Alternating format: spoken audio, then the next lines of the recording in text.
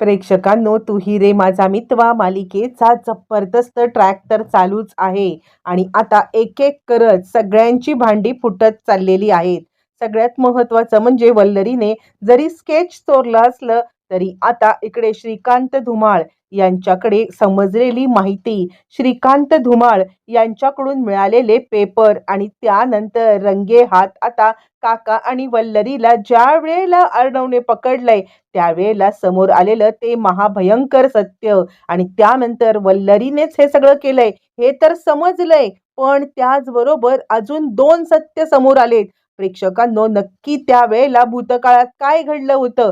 सुप्रिया तर निर्दोषच होती, पण आता श्रीकांत धुमाळ यांना जी माहिती आहे ते पेपर बघताच जो काही धक्का अर्णवला बसलाय आणि त्याच रात्री ट्रॅप रचत वल्लरीला कसं पकडलंय सगळं सगळं सविस्तर पाहूया. प्रेक्षकांनो, आपण पाहिलं की ईश्वरीला भेटू दिलेलं नाहीये श्रीकांत धुमाळ यांना. ज्या वेळेला ईश्वरी त्यांना भेटत नाही ती घरी येते. घरी आल्यावरती तिच्याकडे ज्याप्रमाणे पत्ता असतो त्याचप्रमाणे तिच्याकडे आता फोन नंबर पण असतो. मग लगेचच ती अर्णवला सांगते की मी त्यांच्या घराच्या इथे गेले होते, पण त्यांच्या सिक्युरिटी गार्डने मला सांगितलं की ते 8 दिवस बाहेर गेलेत. याच्यावरूनच आपल्या लक्षात एक प्रकार येत आहे की या सगळ्यामध्ये काहीही झालं तरी ते माझ्यापासून लपतायत आणि आता मी इंदोरची आहे आणि तेच प्रकरण रमाकांत राजे शिर्के यांच्याबद्दल मी माहिती घेते हे त्यांना कळल्यामुळे ते लपतायत आणि म्हणूनच मला वाटते की त्यांना काहीतरी माहिती आहे. अर्णव म्हणतो, असं असेल ना तर या सत्यापर्यंत आपल्याला पोहोचायलाच पाहिजे आणि त्यासाठी अर्णव कॉल करतो आणि तो सांगायला लागतो, श्रीकांत धुमाळ, मी अर्णव राजे शिर्के बोलतोय, रमाकांत राजे शिर्के यांचा मुलगा, आणि तुम्ही जे काही केलंयत ना त्याच्याबद्दलची सगळी माहिती मिळाली. तुम्हाला कोण यासाठी ब्लॅकमेल करते, काय ब्लॅकमेल करते याची आम्हाला काहीच माहिती नाहीये, पण जर तुम्हाला कोणी याच्यासाठी पैसे देत असेल त्यापेक्षा अधिक पैसे मी तुम्हाला देईन. तुम्ही माझी भेट घ्या, नाहीतर नाहीतर माझे सगळे कॉन्टॅक्ट्स वापरून तुम्हाला जागेवरून उठवण्याची हिंमत हा अर्णव राजे शिर्के ठेवतो. त्यावरती ते सांगतो, नाही नाही, मी तुम्हाला सगळं खरं सांगेन, पण त्या व्यक्तीपासून मला तुम्ही वाचवायचं. यावरती आता इकडे अर्णव सांगायला लागतो, तुम्ही बिलकुल चिंताच करू नका. काहीही झालं ना तरी सुद्धा मी या सगळ्यामध्ये आता तुम्हाला साथ देणार म्हणजे देणार. कुठे भेटायचं, कसं भेटायचं कळवा, असं म्हटल्यावर त्यांची भेट ठरते आणि आता प्रकाश धुमाळ जी माहिती सांगणार असतात त्यामुळे भूतकाळाचं खूप मोठं काळं पान उघडणं. इकडे आता आपण पाहिलंय की या रियाला मूर्ख बनवण्यासाठी राजेशने काहीतरी घाणेरडा तिला सांगितलंय की ती माझी बहीण आहे, हे ते असं तसं. पण आता ही रिया काही मूर्ख नाहीये, म्हणजे आता अंजली सारखी तर बिलकुल नाहीये आणि त्यामुळे ती विचार करते की ज्या वेळेला मी इतर लोकांना विचारलं होतं तेव्हा त्यांनी मला सांगितलं होतं की इथे कोणीतरी जोडपं राहतंय. मग मग हा का म्हटला की आता ती माझी बहीण आहे म्हणून? नाही नाही, काहीतरी गडबड आहे असा विचार आता इकडे ती करतीये आणि नाही, मला या सर्वेशवरती लक्ष ठेवायला पाहिजे. आणि जर का ही ह्याची बहीण आहे, मग ज्या वेळेला मी सर्वेश सरपोतदार ही गोष्ट आता तिला विचारली तेव्हा ती का नाही बोलली की हा माझा भाऊ आहे? रिया हुशार आहे, तिने आता बरोबर त्याच्यावर डाऊट घेतलाय आणि त्या दृष्टीने ती आता शोधण्याचे प्रयत्न सुरू करते. प्रेक्षकांनो, तोपर्यंत आता इकडे ईश्वरी आणि अर्णव हे दोघ जण इकडे आता श्रीकांत धुमाळ यांना भेटायला निघालेले आहेत आणि त्याचवरती मग ती आता कॉल करते, सर कुठे यायचंय, कसं यायचंय ते सांगा. त्यावरती ते सांगतात की तुम्ही ना मागच्या गेटच्या दाराने या, माझ्यावरती अजूनही पाळत आहे. आणि प्रेक्षकांनो, वल्लरी सोबत अशी एक व्यक्ती आहे की ज्या व्यक्तीचं नाव सुद्धा या सगळ्यामध्ये समोर येणार असतं.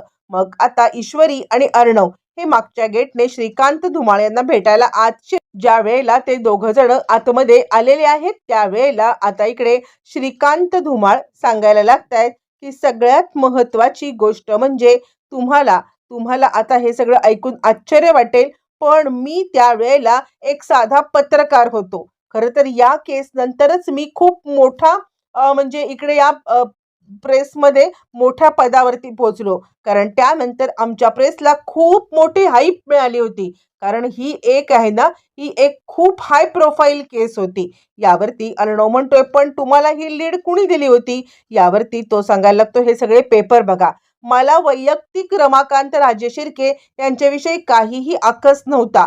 पण मला 2 दिवस आधीच कॉल आला होता, की काही झालं तरी सुद्धा लवकरात लवकर तुम्ही आता या सगळ्यामध्ये या ठिकाणी येऊन घ्या. म्हणजे रमाकांत राजेशिर्के यांच्याकडे या आणि रमाकांत राजेशिर्के यांच्या केबिनमध्ये तुम्हाला सनसनाटी न्यूज मिळणार आहे." आणि त्यावेळेला मला समजलं तो एका बाईचा आवाज होता आणि त्या बाईने मला आता सांगितलं होतं, की हे सगळं तुम्हाला 100% खरं आहे. पण मी त्यांना विचारलं, की तुम्ही 2 दिवस आधी कसं काय सांगताय?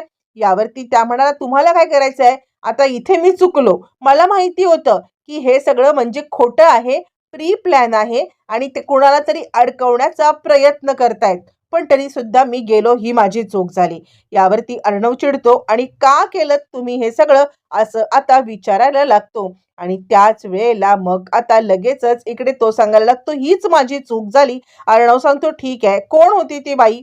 यावरती तो सांगतो, "ती बाई माझ्या समोर नाही आली, पण आता खरं तर हा धुमाळ खरं बोलतोय, खोटं बोलतोय माहीत नाहीये.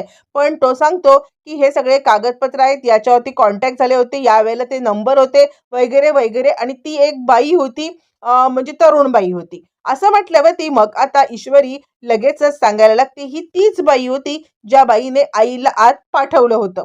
यावरती मग लगेचच आता इकडे अर्णव विचार करायला लागतो आणि तो तिकडे श्रीकांतला विचारतोय, "तुम्ही खरं बोलताय?" श्रीकांत सांगतो, "मी इतकं 100% खरं बोलतोय." प्रेक्षकांनो हे झाल्यावरती मग अर्णव घरी आलाय. घरी आल्यावरती आता इकडे माहिती ही अपूर्ण आहे. हे दोघांना पण कळलंय. पण ही बाई तीच आहे. त्यावरती ईश्वरी सांगायला लागते, "हीच ती बाई जिने आता म्हणजे मुळातच हे सगळं कुणीतरी फोन करून बोलावून घेतलं आणि हीच ती बाई आईला अडकवणारी." यावरती तो म्हणतो, "हो, आता मला पण विश्वास बसलाय. पण ही कोण आहे हे कळायला पाहिजे." यावरती ईश्वरी म्हणते, "तुम्ही काय शोधताय?" अर्णव सांगतो, "जे नंबर वगैरे त्यावेळेचे दिले होते ना, तर मी आता यंत्रणा कामाला लावून हा नंबर त्यावेळेला म्हणजे आता ज्या मोबाईल नंबर लँडलाईनवरून कॉल करण्यात आला होता, त्या लँडलाईनवरून किंवा आता एक त्यावेळेला छोटे मोबाईल सुद्धा होते आणि त्या मोबाईलमधून म्हणजे जवळ ही घटना 20 एक वर्षापूर्वीची जरी असली तरी त्यावेळेला छोट्या मोबाईलवरून कॉल करण्यात आला होता. तेच डिटेल मी शोधतोय कुणाचे आहेत ते." यावरती ईश्वरी म्हणते, "काही भेटलं का?" त्यावरती अर्णव म्हणतो, "मिळेल. आजपर्यंत मिळेल, पण मला असं वाटतंय की मामा आणि आजी यांना पण काहीतरी माहिती असू शकते." आणि मग दोघं जण मामांची भेट घेतात. मामांची भेट घेतल्यावरती मग आता मामा इकडे सांगायला म्हणजे मामाला ते विचारतात, की "मामा काय झालं होतं त्या दिवशी? माझ्या आईने स्वतःला संपवलं त्या दिवशी." त्यावरती मग आता अर्णव म्हणतो, "खरंच माझे बाबा आता असे होते का?" मामा म्हणतात, "नाही रे. अरे तुझा बाबा असा कधी करणारच नाहीये. म्हणजे मुळातच आमचा सगळ्यांचा त्यांच्यावरती 100% विश्वासच होता. काहीही झालं तरी तुझे बाबा असे कधीही वागू शकतच नाहीयेत. तुला माहिती आहे का?" यावरती तो म्हणतो, "मग हे काय?" त्यावरती मामा सांगतात, "कोणीतरी त्यांना अडकवलंय." अर्णवला 100% खात्री झाली, की सुप्रिया निर्दोष आहे. ती जे बोलते ते खरं आहे.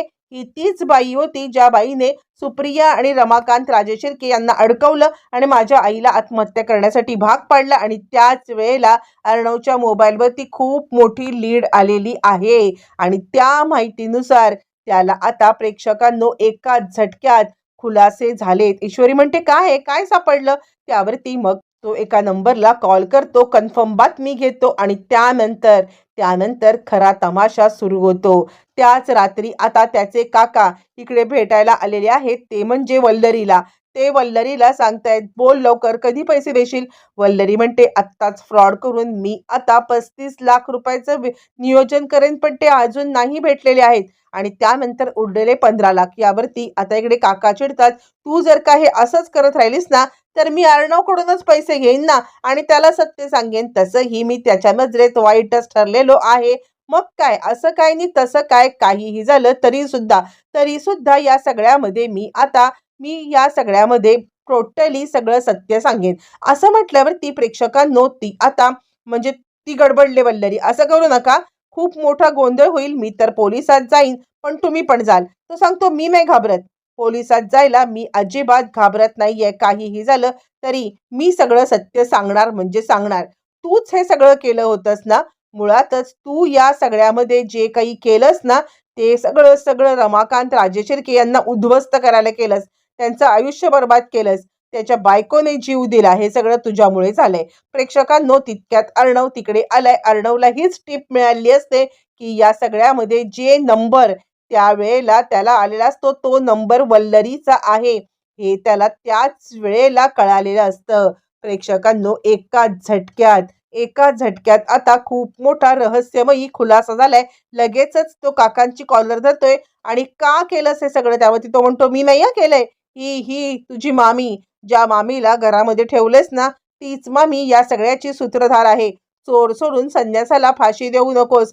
हिलाच विचार. हिनेच हे सगळं केलंय. मला फक्त सत्य माहिती होतं म्हणून तिला ब्लॅकमेल करतोय मी." असं म्हणत त्याने सगळा खुलासा केलाय अर्णवच्या समोर. वल्लरीचं महाभयंकर सत्य तर आलेलं आहे.